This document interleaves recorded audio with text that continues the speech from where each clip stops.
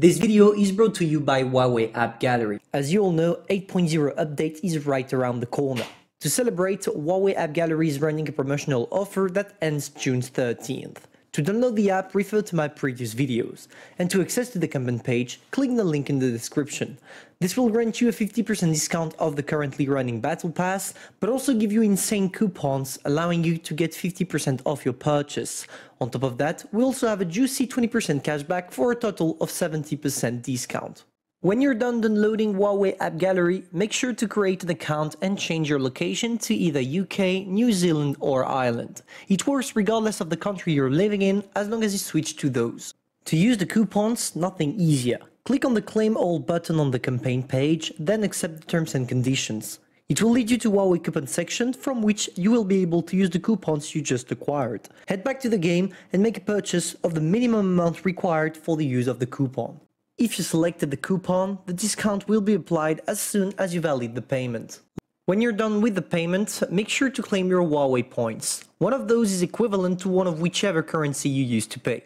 You'll get a 20% cashback for every single purchase you make, so you could get a potential 70% discount on your second purchase. A little spoil for the future, a lot of new stuff requiring gold will be coming during the 8.0 update, and your wallet will say thank you Huawei at the end of the day if you're, like me, a collector. Let's go back to the video. Bonjour everyone, Pantoufleee here today for a new video, and finally the 8.0 update is here, and with it comes some new sets of tank, aka M-VI-Yoh, M-VI-Yoh, M-VI-Yoh, and the mighty one, the M-VI-Yoh, that we're gonna review today. But what do you need to know about that tank? First thing first, it's equipped with a special ability that allows you, once you're tracked, to still pull backward to be safe from your opponents. This is something quite juicy, and as I did not play with it yet, I don't really know how it's gonna react in the battlefield.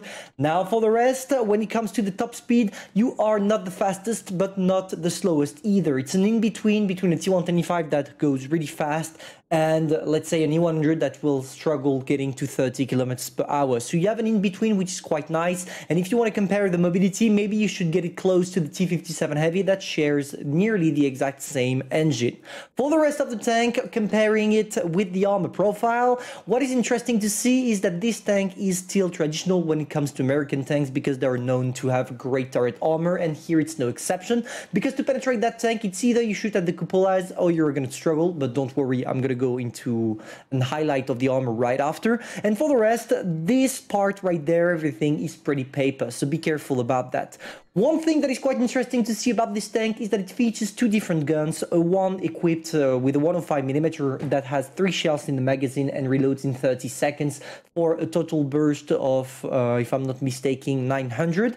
And the second gun that is way more interesting in my opinion, but I'll review it with only this one, the 120mm one, that features 2 shells that are shooting for 450 damage each, but at least the bursting ability is only 1.7 seconds, which gives you a deadly 900 damage within the 1.7 seconds of your reload, and this is insane. Now for the rest of the tank, how am I equipping mine? Briefly, calibrated shell, because with this kind of tanks equipping an autoloader, I like to play with high penetration. After, I go for the enhanced gun lane drive to reduce my aim time, and finally the refined gun, because the second gun on this tank has a really bad gun dispersion, so at least it allows me to lower it down to an average standard.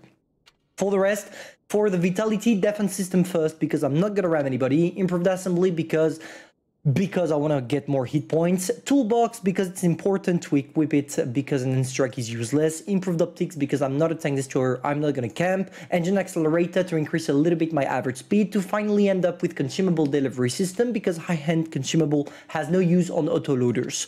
So there we go, that's how I'm equipping my tank. Now let's see how the armor profile renders. There we go for the mighty one, guys, and as you can see, even if it seems quite armored because of how rounded the turret seems to be, you can still penetrate if you have a high penetration, especially around the gun right there. But when you're in battle, it's going to be quite hard because your tank is going to move like this, etc. One thing I forgot to notice, the 10 degrees of under pressure, making that tank especially effective when it comes to playing from the ridge line. And finally, those 2 big-ass cupolas right there. At least the lower part is really armored, which will lower down the chances of you getting penetrated. But for the rest, yeah, you can still get penetrated even with HE, so be careful what you're doing with this tank. You also have that huge part right there on those two little, let's say, ears of the tank. I don't know if you can penetrate them, but I think you can. And for the rest of the tank, yeah, pretty paper. Everybody will penetrate you, HE included. So be really careful what you're doing with this tank. Finally, for the upper part of the hull, you can still bounce, except if people are playing with gold shell, but that's interesting to notice. This tank's armor profile is really weird, and I'm really want to try it out in battle right now. Concerning the playstyle, guys, something really interesting to notice with it is that you have the choice between two guns. One that has a little bit more DPM but less bursting ability, and one using the bursting ability to completely wreck everything. Here on this replay, I played with the bursting one, the one that has 2 shells in the magazine. 20 seconds of reload for 1.7 seconds of bursting for a total of 900 damage. And this is something that is really interesting about the Yoh. It's not a tank made to play necessarily aggressively. If you play aggressively with it, as long as your enemies have less than 900 hit points, it's fine, because you will be able to destroy him. But otherwise, you're gonna get your 900 damage, and after, you are gonna crawl back to a safe position if you have time to do so. And this is something you want to avoid. With this tank, if you're playing at least with the second gun, because with the first one it's a little bit different, but with the first gun, guys, it's really important for you to note that you want to have a team with you. This is why here I'm playing in support, still aggressively, because my position is quite aggressive, but not aggressive enough for me to get completely wrecked as soon as my clip is empty. So for the moment, I'm sticking to this position, and yeah, wow, you saw on this Centurion, 1.7 seconds of reload to inflict 850 hit points. This is just crazy, and this is the Yoh for Yoh, and you're gonna try and learn to love that tank, because it really, let's say that this tank is a breath of fresh air in World of Tanks Blitz, because with its special ability, the bursting gun, it's really interesting. I did not really like the Yoh using the first gun, because obviously if you do, you are struggling a little bit differentiating this tank from the T57 Heavy, but otherwise it's a good tank. It's a really good tank. And here I hope you noticed the ability to crawl back to a position, because the T57 Heavy actually tracked me and I still managed to put myself in a safe position. This new feature about the tracks is completely deadly against autoloaders, because they can't perma-track you anymore. I don't know if Wargaming intends to do that on other tanks as the Yoh, maybe on the AE Phase 1 or something like that, but for the moment I would say that this ability is not as broken as the ATGMs, but still gives you an amazing advantage on the battlefield.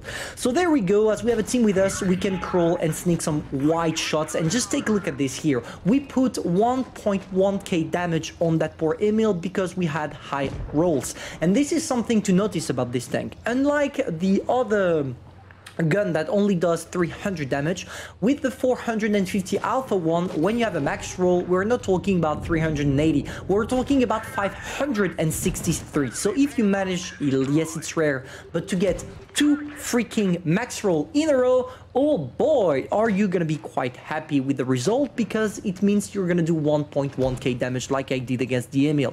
And this is something really amazing about this tank, and this is why it's probably gonna come to my top tanks I really want you to get in your garage, because oh boy, is it worth it. On top of that, as I'm using the tank with calibrated shell, I'm nearly never bouncing anything. Here I bounced the first one on the 50 because it went straight into the gun mantlet, but otherwise the second one went straight into its upper part of the hull and penetrated like it was butter.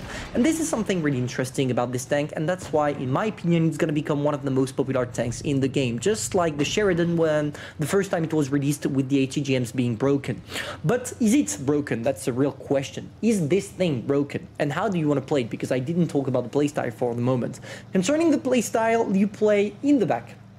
All down in the back if you can, like I did right there. You want to play with the rest of your team. You don't want to go alone on one side. This is a big no-no with this tank. But is it broken? I think it's too soon to tell if it's broken, but I don't think it is. I truly think it's an amazing tank, but it's like, it feels like a Progetto 65 in terms of competitiveness. It's not broken, but it's not your traditional average tank, because it has this special ability that really differentiates this tank from the others, and this is lovely because this is exactly what we were expecting from Wargaming for such an important update as the 8.0 appears to be. So that's it, 6k damage on my first game with this tank, if I'm not mistaken. Yeah, this is my first game with it, and I gotta be honest, this is packing some serious meat, because oh boy, is this thing gonna be insane when you manage to put it out. Maybe it's gonna come out in, I don't know, competitive, on the competitive scene or something like that, because I truly think this tank deserves its place here. For the rest, guys, I will do a video specifically dedicated to this tank being played with the second gun, but here for the review, I really want you to play it with the last gun, because when we do reviews, we play with the last gun as always, because this gun, in my opinion, and concerning my playstyle, fits more than this one. Hopefully you enjoyed. If that's the case, feel free to subscribe, like, and share, and I'm gonna see you soon for a new video. Bye.